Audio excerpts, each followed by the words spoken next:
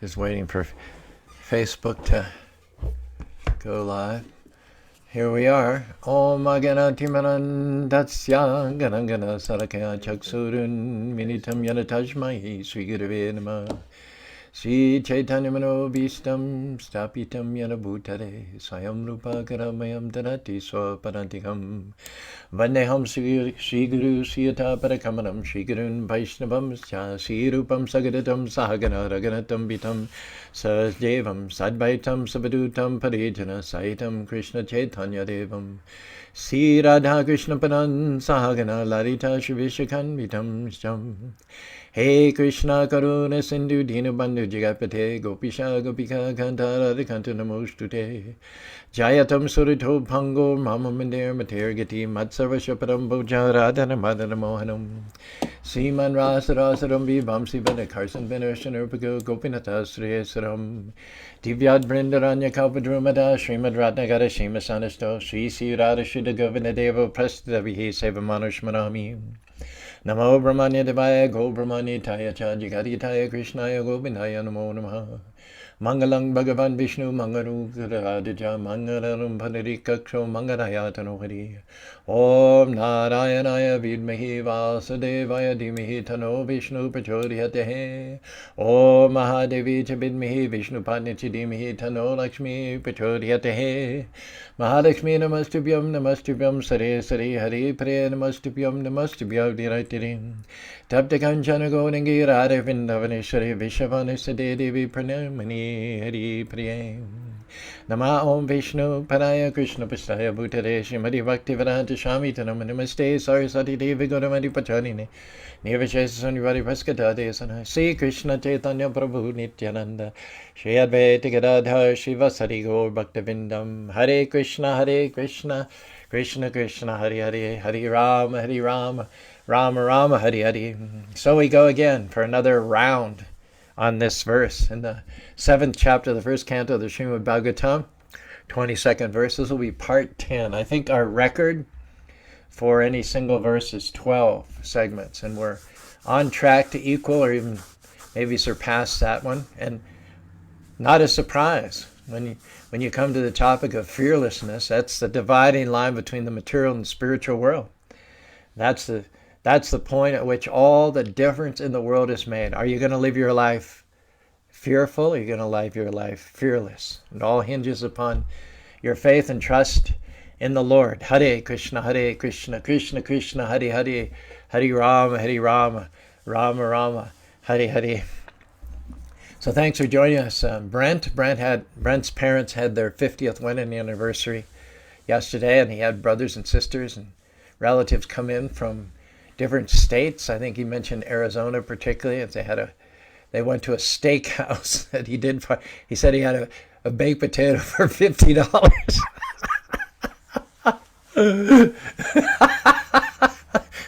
I laughed when I heard it, but now when I'm thinking about it the morning after, the day before, I'm laughing even harder. Yesterday we had two visitors from the I did the white coat ceremony last Saturday. I did an invocation, spoke for 7 minutes to an auditorium full of about 3,000 people, including parents and relatives and faculty and students. And I think there were about 4 students of Indian heritage who were part of that incoming class. And one young lady, I forget her name, she came with her mother yesterday. She said, "You gave the invocation?" I said, "Yes, I did." There were some Westerners that had come during the week with their parents also, and a handsome young man named Sudeep, who's originally from Guntur in Andhra Pradesh, came yesterday. He had been part of that entering class. I forget where he did his undergraduate work. I'm not sure if I even asked him. But he came to the feast, sat through the lecture, took prasadam with us outside on the veranda. Very nice young man. He verified that, in fact, he's working with a module of between 3 and 8 students, and they all get graded together. So groundbreaking learning techniques over there. Kudos to Nordo College of Osteopathy, and we're glad to see the students mixing spiritual learning, spiritual education with material education. I'm not sure when Sudeep and the other Indian students applied for acceptance into Nordic College. I'm not sure at that time whether they knew there was a Krishna temple in the area, but when they came to be inducted into the class of, what would it be, 2026, to their surprise, first up on the program giving the invocation was Charudas from the Hare Krishna temple in Spanish Fork. So apparently for some of them that was a pleasant surprise, because they're following up by coming and visiting the temple, and we're so grateful to have them, and we wish them well. We wish them both material and spiritual success. Speaking of material life, we had a wedding yesterday. Megan and Hari tied the nuptial knots yesterday here at the temple. We had a ceremony. The sister of the groom called me on several occasions trying to line up all the details for the wedding ceremony, and many times she said it's very important that there's a part of the ceremony where the bride and the groom put a betel leaf with a cake made of jura, cumin, and jaggery. Cumin is bitter and jaggery is sweet, and so obviously the metaphor is that in married life there are sweet times and there are bitter seasons as well, and you take the one with the other. So they put them on their crown of each other's head at a certain point in the ceremony, and many times the sister reinforced to me that we need to do this at 9:43. The most auspicious muhurta for doing this is at 9:43 in the morning. So normally I just assume that it's an Indian wedding, we're an Indian Standard Time, everyone's going to roll in an hour late and so on. But for some reason I was duped. I was duped by these phone conversations where the sister of the groom told me we have to do this at 9:43. So I actually thought, silly me, that here was an Indian wedding. Amongst all the Indian weddings I've done in the last 50 years, not one has ever started on time. But silly me, I was duped into thinking, well, this one's got to start on time because we have to start by 9:15 or 9:30 at the latest. And I'm running through the sequence in my mind, figuring how I can go through the Bharat Milni, the Ganesh Puja, and reach that point in the ceremony where the bride arrives with all of her bridesmaids. And then before the bride and groom look at each other, they do this particular procedure of putting Jira Balam, it's called, on the crown of each other's head. And then finally they look into each other's eyes. And we've got to do that 9:43. So I'm just trying to be diligent, trying to be conscientious, trying to follow the instructions. So I get there at 9, I check everything. My Bobby's done a great job of getting everything together. I double check it and everything. And I'm expecting the bride and the groom to arrive at any time. In fact, the bride's family, all of whom are Westerners, are pretty much all there by 9:30, all seated upstairs. I'm explaining things to them, keeping them from getting bored, telling a few jokes and all. But 9:30 comes by, no sign of the bride and the groom. They are there, in all truthfulness, to give credit where credit is. They do arrive before 9:43. Of course, by then it's too late to do the preliminary procedures and then hit that mark at 9:43. And so anyway, around 10 o'clock, I say, well, should we start? They say, well, my dad's not here. My dad and mom are not here. I say, well, they're about 30 minutes out. I'm like, Charu, you should have been smart enough to see this coming. So we didn't start till like 10:30, and I was already tired. I mean, I was all pumped up at 9:15, 9:30, 9:45. But by 10:30, I'm like, oh, when is this going to be over? Of course, when everyone arrived and it got going, I got excited again.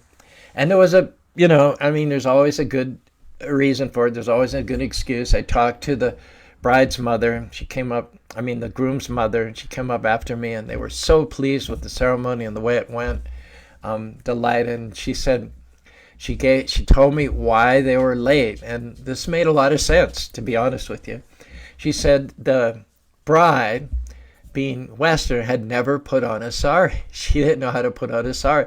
So the groom's family spent hours and hours helping her get decorated, put on her sari, and then they sent her off to the temple so that she would arrive, not too late, 9:30 or so. But they themselves, having spent the whole morning decorating her, had to get ready themselves. And so that's why they were over an hour late. Anyway, there's endless stories to tell, endless nuances and innuendos and all. But anyway, let's just conclude by saying I just love the Indian community. I love Indian people. I've had a love affair with them for over 50 years, and yesterday was just like the cumin and the jaggery. It was just like it. It was. There were times when I was frustrated. Like I said, I was almost drained before the energy even started. But once it got going, it had a life of its own. It was great audience, great bride, great groom, great vows, great ceremony, great in-laws. And then in the end, when she explained it to me in such a humble mood, it all made perfect sense. And it was wonderful. It was actually wonderful. They had about 50 people in attendance. They all stayed for lunch. Then after that, I met with Ravi and Sudha, I think, the parents of the groom, whose name is Kartik, who's marrying Emily next Friday. So we have another ceremony coming up next Friday, and it's supposed to start at 11 o'clock. Yeah, right. Anyway, I'll be more mentally toughened up by this second wedding in quick succession. Another story before we launch into our subject matter today, which is working without fear, is that yesterday was the 46th, I think, Los Angeles Rath Yatra on Venice Beach. One of our members went down for it. Brent couldn't go down because of the 50th family reunion.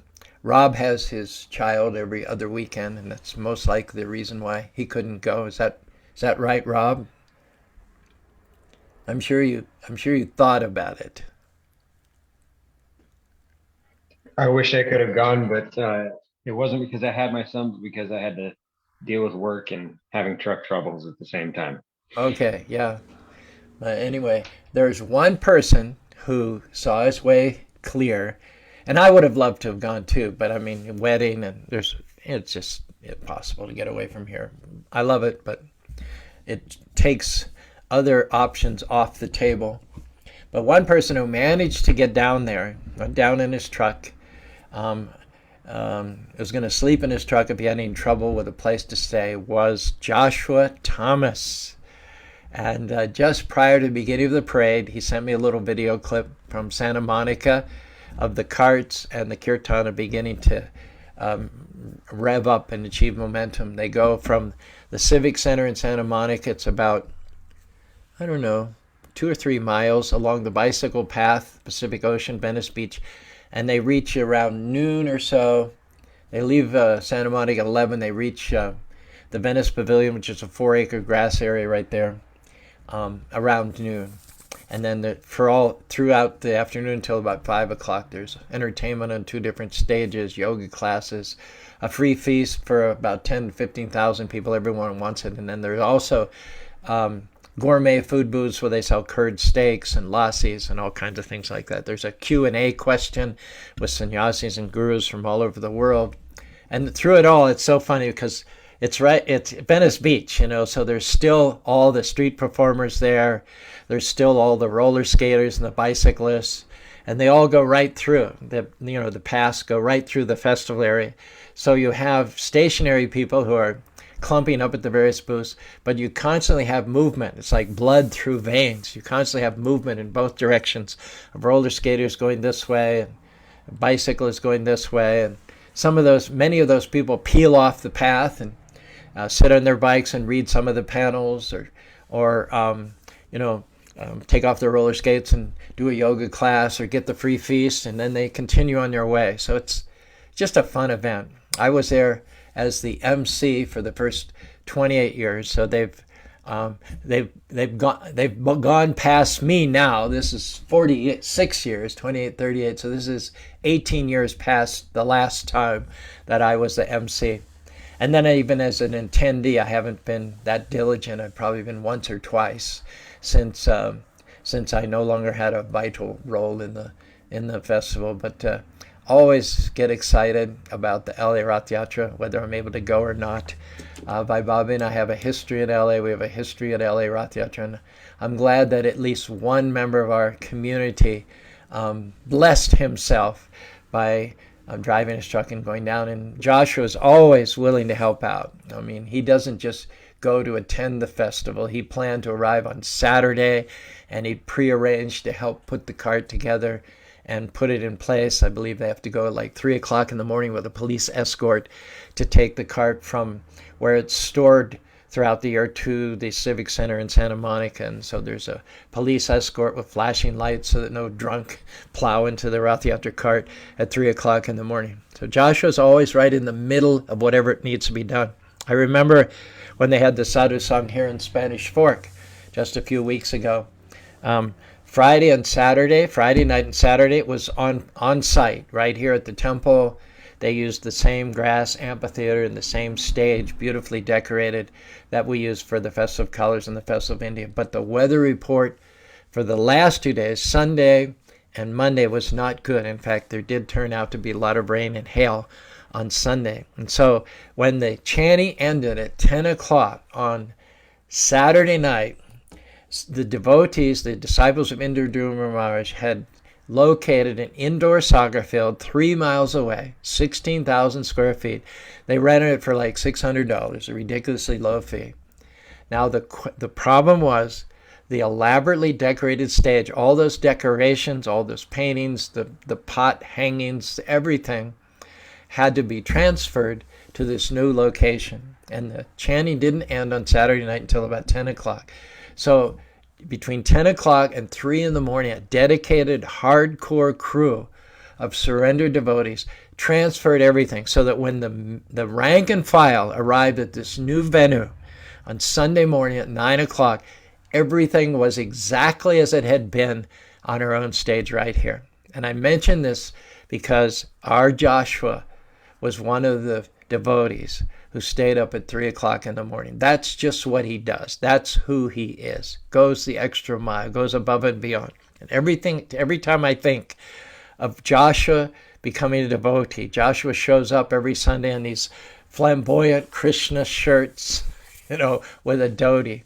He has the sweetest smile and the greatest attitude of surrender. So Joshua had arranged not just to go down as an attendee, but he had arranged with Ratnabhushan and others before to arrive on Saturday in his truck in time to put the cart together. And then I will bet you any amount of money he stayed up in order to be part of the procession to put the Rath Yatra in place at the Santa Monica City Center so that it would begin to pray next day.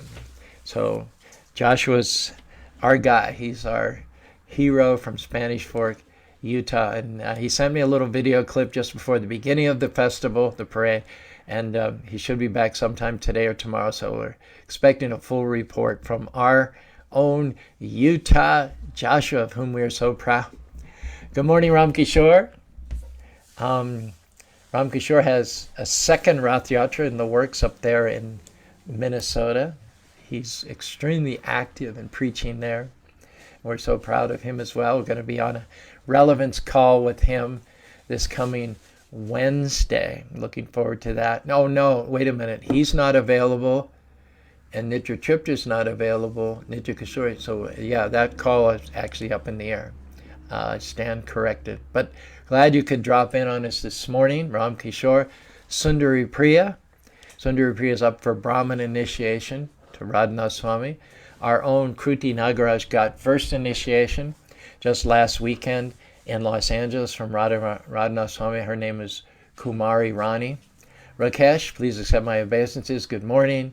Govinda Dev, who is a god brother not only of Kumari Rani, but also of Sundari Priya and several other Radhanath disciples here. Vai Bhavi starts off the comments by saying, no fear. Very appropriate. Bhakti Gary, good morning. Good morning, Jay. Good morning, Jean and Brent. So it's already 10 minutes to 8. With all of this catching up that we've done, we've had an exciting weekend, to say the least. But let's launch out here again on this verse. It's the purpose for which we're here. Our topic is working without fear. And we've got some really good examples of that this morning. So here it is. Krishna, Krishna Mahabho, Bhaktanamabhyang, Chamagodhanirapabhargosi Samsita. Once again, it's Arjuna speaking to his chariot driver, Lord Krishna, with confidence. You are the mighty personality. Arjuna is about to wade into the most dangerous battle of his whole career. He's fought many, many battles on many, many fields and faced many, many dangerous opponents, but never before has he fought a battle in which he's been quite so outnumbered, outmatched by such as Karna, Bhisma, Dronacharya. However, he declares himself to be without anxiety, without fear, without worry, even though the odds are against him. His enemies are focused on killing him as the champion of the Pandava army, because Krishna is his chariot driver. Even as a non-combatant, Krishna had taken a vow that he would not take up arms against either one or the other side, but he would agree to help one side or the other as a non-combatant. Now, Duryodhan, I won't get into the whole backstory, but Duryodhan had the choice between Krishna as a non-combatant or an Akshahini of the Yadavas. An Akshahini is about 204,000 soldiers, fighting actively on his side. So here's the choice. Both Duryodhan and Arjuna had this choice. Duryodhan got to pick first. Krishna as a non-combatant, 204,000 seasoned veteran soldiers from Krishna's dynasty to fight actively for you. So which one did you think? Duryodhan, who Prabhupada calls the arch materialist. Which door do you think Duryodhan took?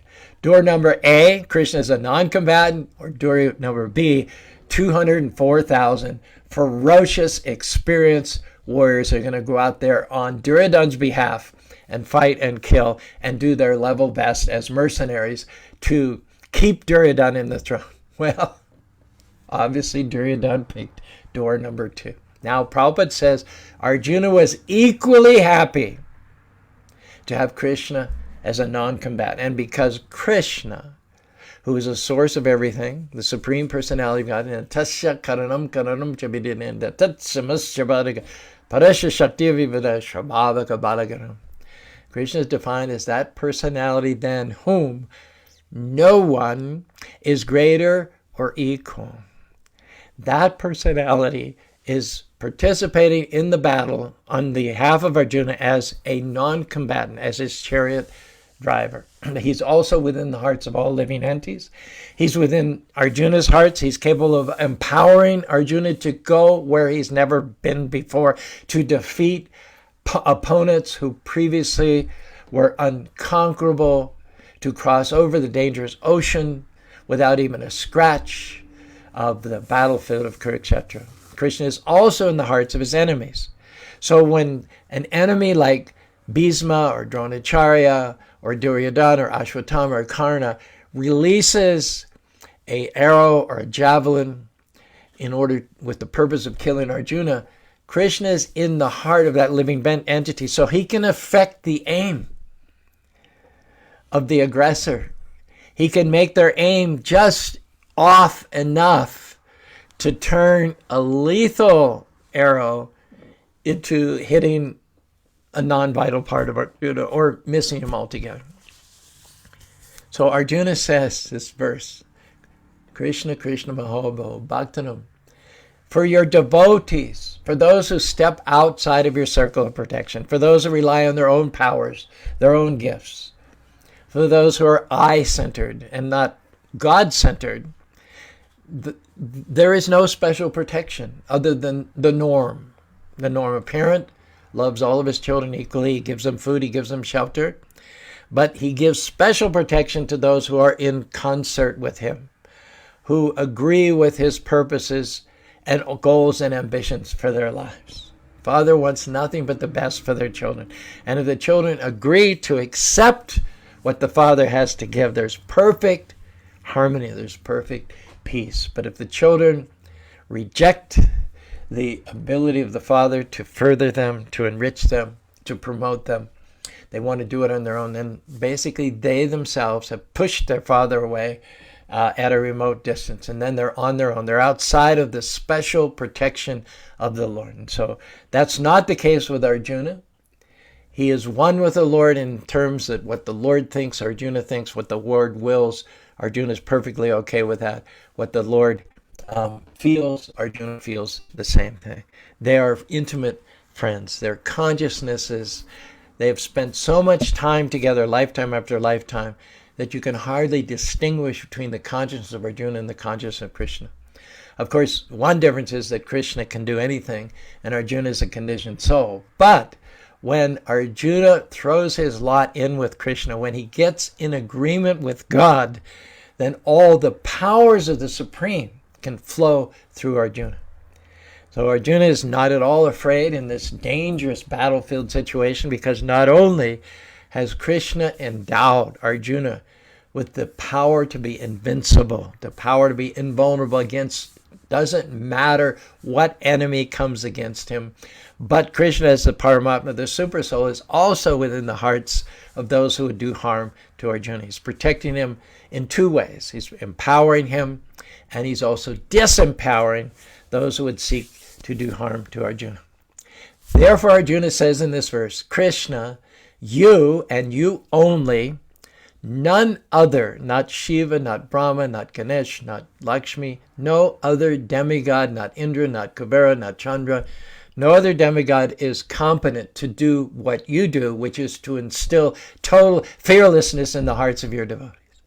Because we see in the stories, and I won't go into all those stories, but Indra has been struck with fear, Varuna is struck with fear, Chandra has been struck with fear, even Lord Shiva on occasion has been struck with fear. There aren't any of the demigods or the controllers of the planets who at some time or other aren't overwhelmed and in fact paralyzed by fear. Everyone in this material world is fearful. There are no exceptions, except at such time as the Lord descends from the spiritual world in his original spiritual body, accompanied by a surrendered devotee such as Arjuna.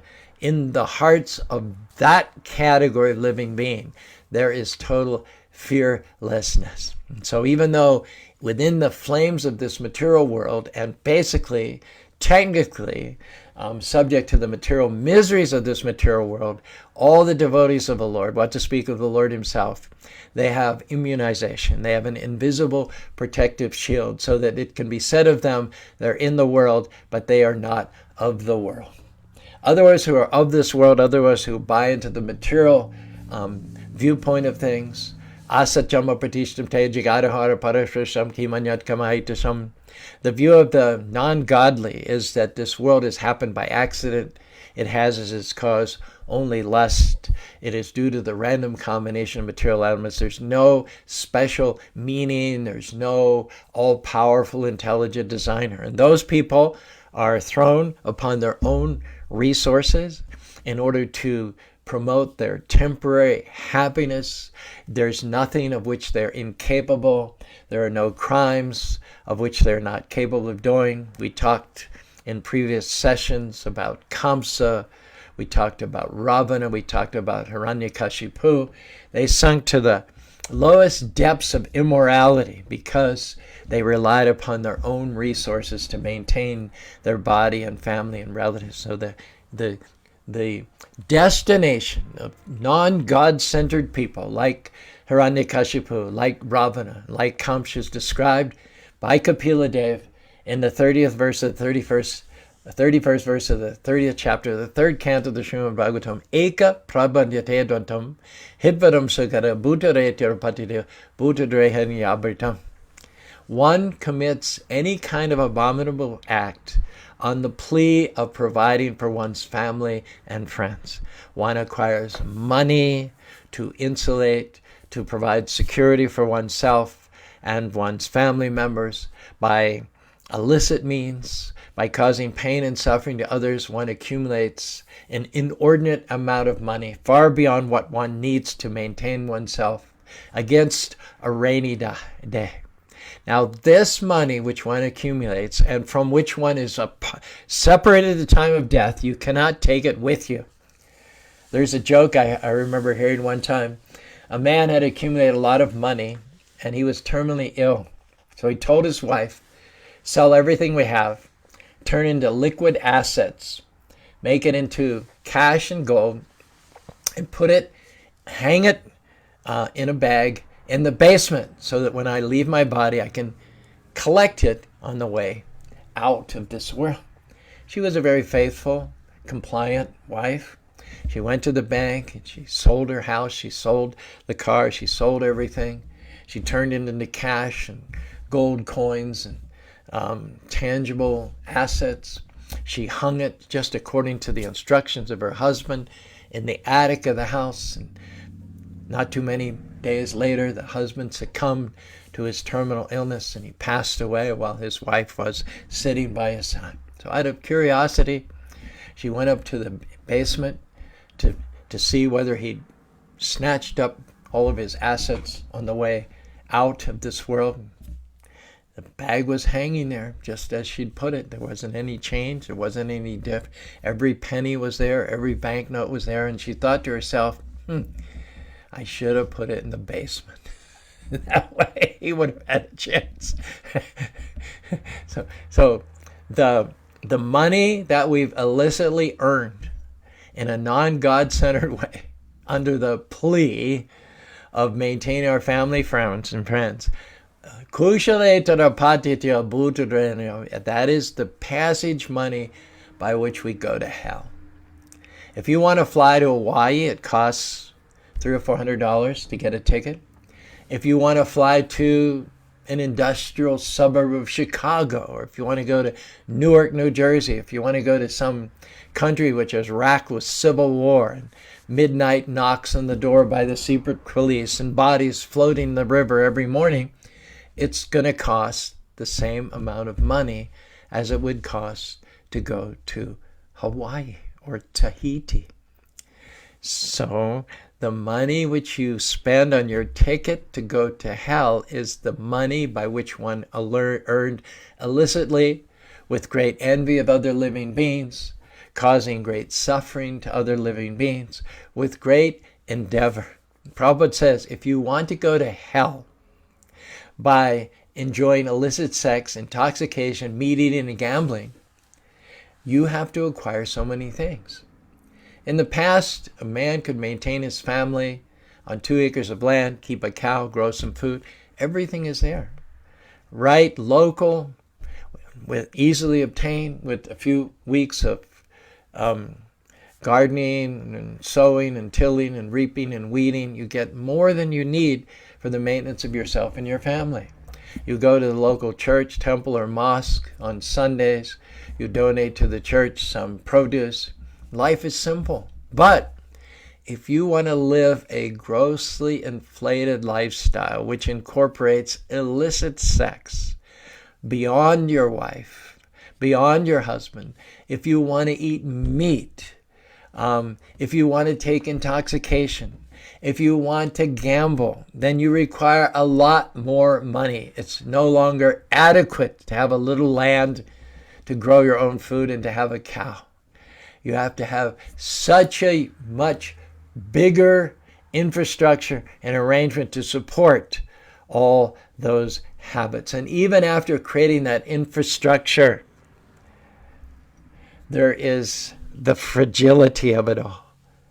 The fragility of it. The whole arrangement of internet and international exporting, importing of oil and resources and chemical fertilizers and you name it.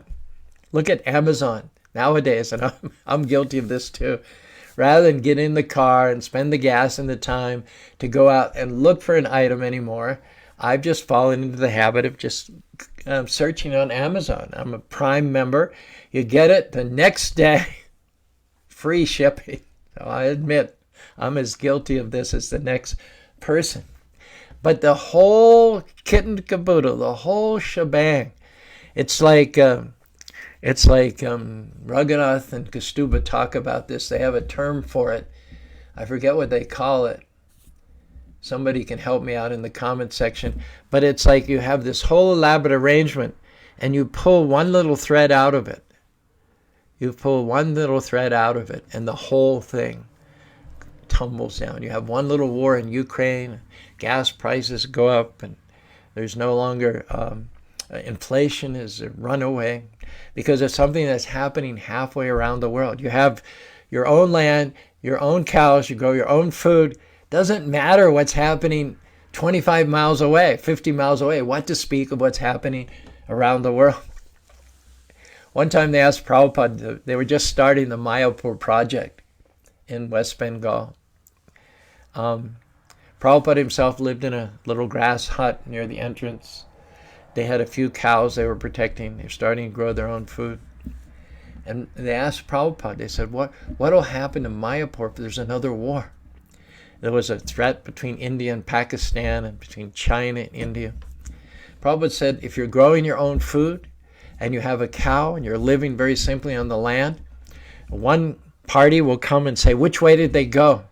And we will stand there and we will say, this way. And another party will arrive and say, which way did they go? And we will stand and we'll say, that way.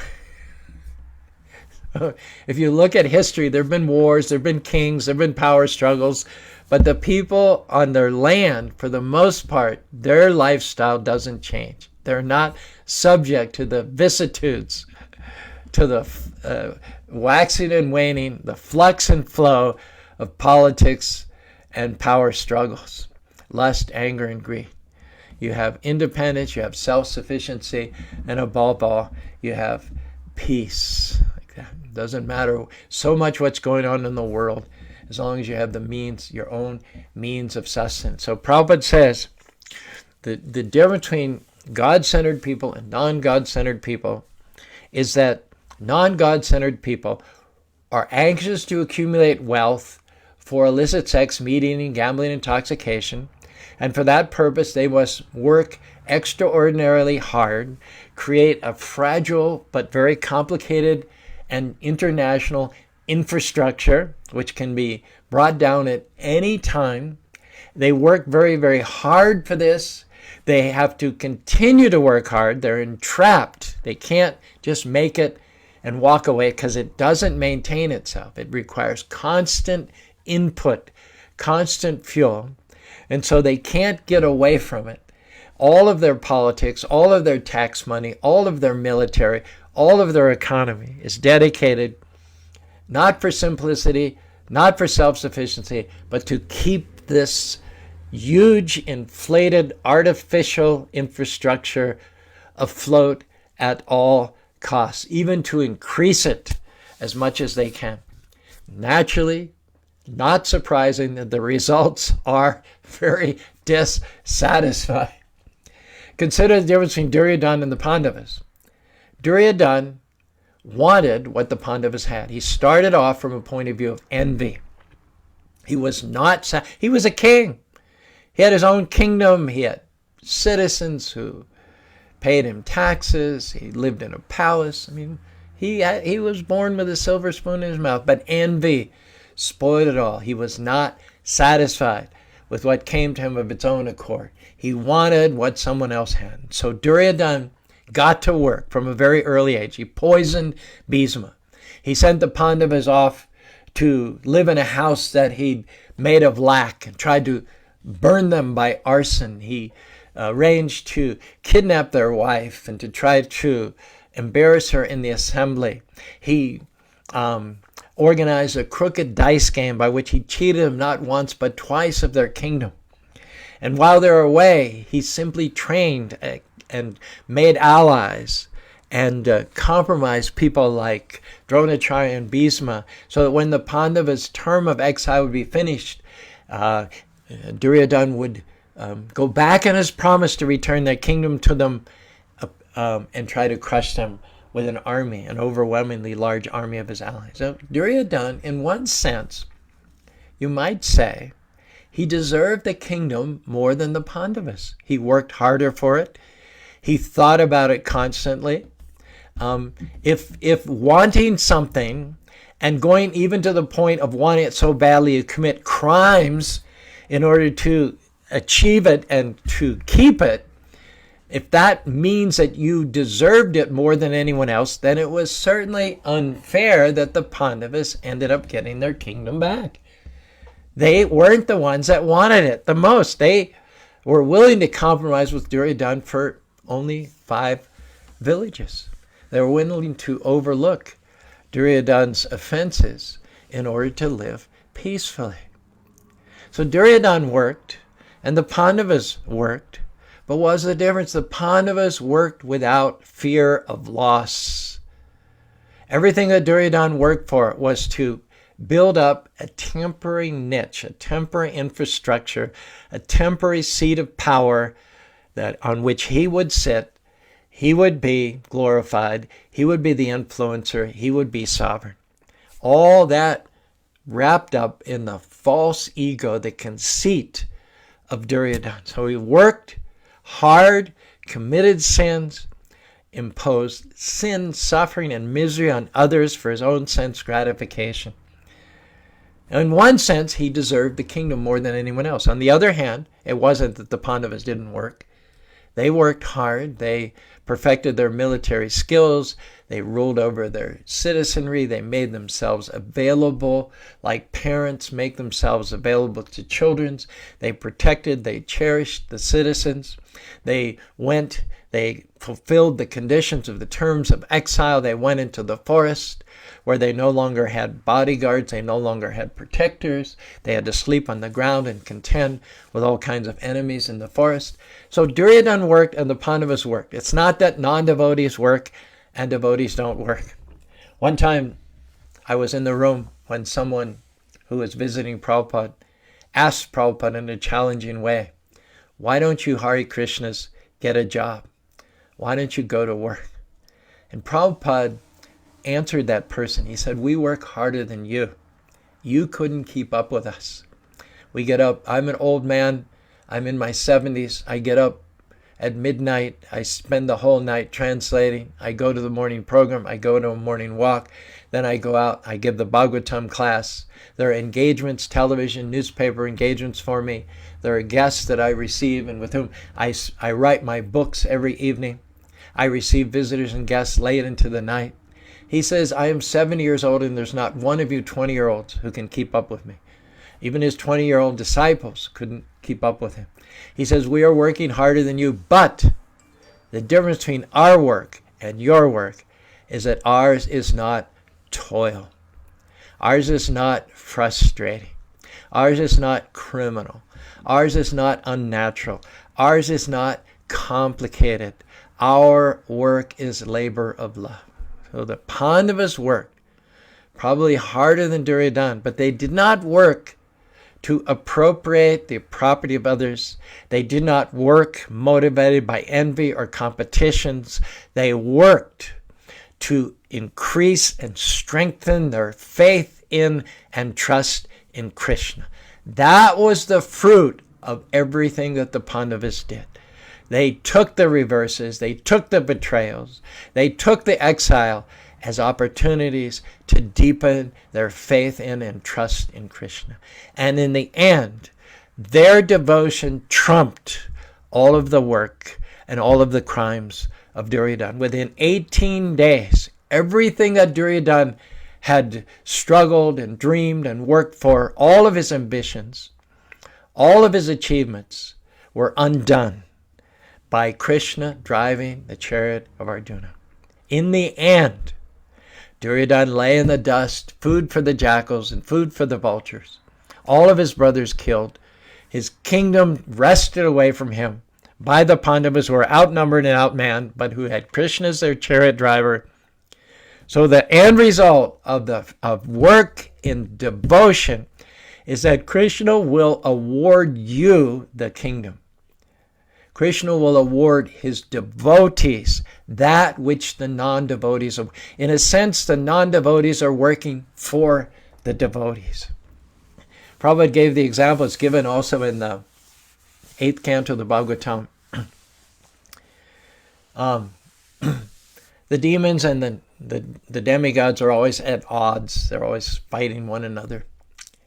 And the demons had achieved the upper hand because of Sanjivani. Sukracharya had given them a mantra that when they killed their opponents, the opponents didn't come back to life, but the demons who lost their life in the battle with the demigods who lost their life, their guru had given a mantra so that the demons could be brought back to life. So whenever the demigods and the demons fought, the demigods who died were not brought back to life, but the demons who died were brought back to life. So over the course of time, the demons had the advantage. And Krishna suggested to the demigods to make a truce.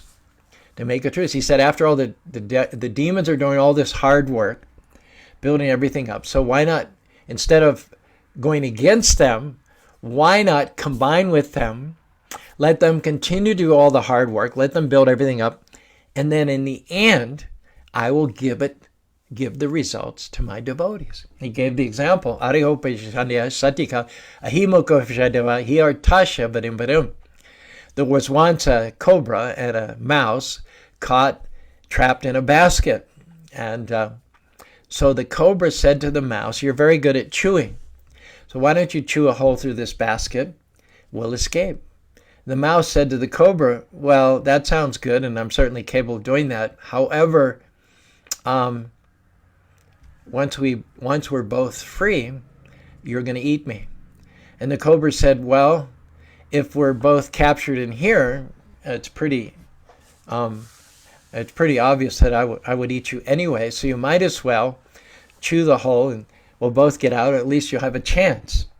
So the mouse exercised its unique ability, chew, chew, chew, chew, chew, chew, chew, chew, chew, chew. And then he made a hole, after which time he was too exhausted to run away from the cobra, and the cobra ate him. So Krishna advised the demigods, using the logic of the snake and the mouse, make a truce with the demigods so that you'll get the nectar. You'll churn by exercising cooperation what you could neither do on your own. You make a truce, you churn the ocean of milk, you get the nectar, and then we'll figure out, after the demons have put in most of the hard work to get the nectar, we'll figure out a way to cheat them of the nectar and hand the nectar over to the demigods. Now, again, if anybody deserved it, if anybody wanted it more, if anybody worked hard, it should have been the demons who got the nectar.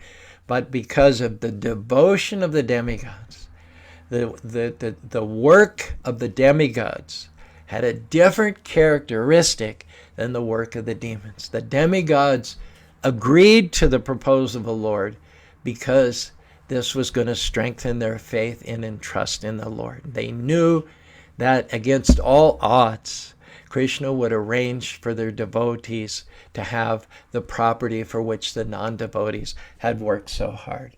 And that's, of course, another story for another day. But Duryodhan worked, the Pandavas worked. The demons worked to churn the ocean of milk. The devotees worked to churn the ocean of milk. But the result was quite different because the devotees were depending upon Mahabhaha, the mighty armed Krishna, to bring them out, to take what was meant for their harm and use it for their good. And Krishna never disappoints his devotees. I was reading a verse this morning. Krishna said, my devotees are willing to give up their family, their house, their wealth, even their lives for me.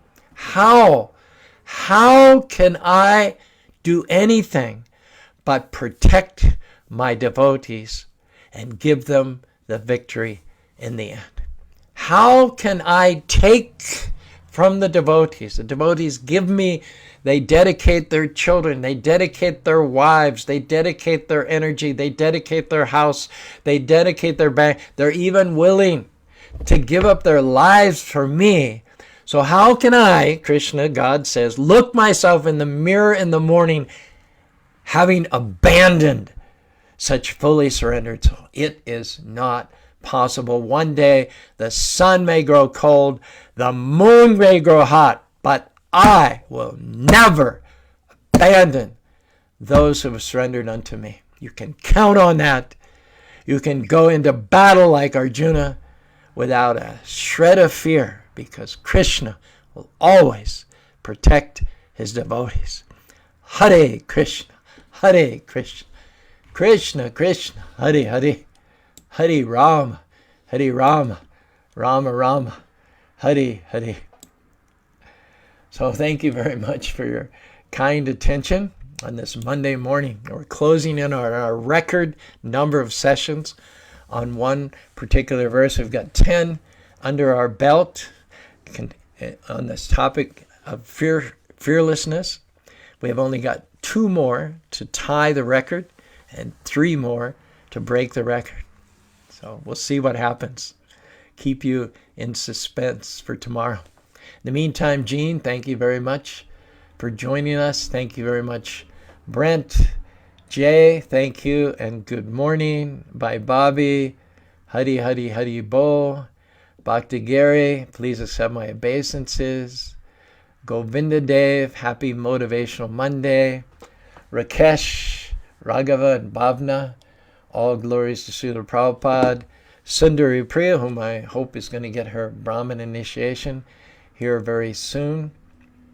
Ram Kishorji, great work you're doing up there in the northern climes. Yes, both Rakesh and Ram Kishore gave the comment halfway through. They both have to go to meetings. They're big corporate guys, but we're happy that they can drop in on us at least for part of our Monday, Tuesday, and Wednesday sessions. My vote is break the record. My vote is break the record. Govinda Dev is in the cheering section. He's saying, go, go, go, go, go for the record. If we're gonna make a record, have the most number of sessions on a topic, it's got to be fearlessness, right? So we might, down the line, we may stumble upon something else that's equally or even more inspiring. But today we've been going for over 2 years. I forget what it was we talked about the previous time when we took 12 sessions. But this is definitely up there amongst the 1, 2, or 3 most inspiring subject matters, fearlessness. So more, needless to say, tomorrow and Wednesday, and then we'll see if we're going to go for the record on Monday. Have a great Krishna Conscious Day. Any comments in this regard, Rob, before we sign off this Motivational Monday morning? Krishna Prabhuji, thank you for your message. It's one I particularly need today because I'm going on a pretty crazy rock climbing, cliff climbing adventure today. So the fearlessness is good to hear about. So takeaway is live in devotion and live fearlessly. Okay, well, I hope that being on those cliffs hanging 50, 100 feet above the ground helps you rely more on Krishna. I'm not sure that's in the category of devotional service. It might even be considered a little bit careless with the valuable human form of life, but if you have the right equipment and the right companions, there's very little risk. But then again, whatever circumstances we're in, whether we're on a rock face or whether we're on the freeway at 85 miles an hour, or even when we're on the freeway stuck in traffic, not moving, when we're walking to and fro, in any condition, any and all condition of life, our position is very precarious in this material body. And so the response to any and all situations and circumstances is, Lord, Almighty Armed Lord, whether I'm going into battle like Arjuna, or whether I'm just going to work, or whether I'm going to recreate, please, mighty armed, protect your devotees so that I can get up tomorrow and do another day of devotional service. Hare Krishna, Krishna Krishna, Hare Hare, Hare Ram, Rama Rama, Hare Hare.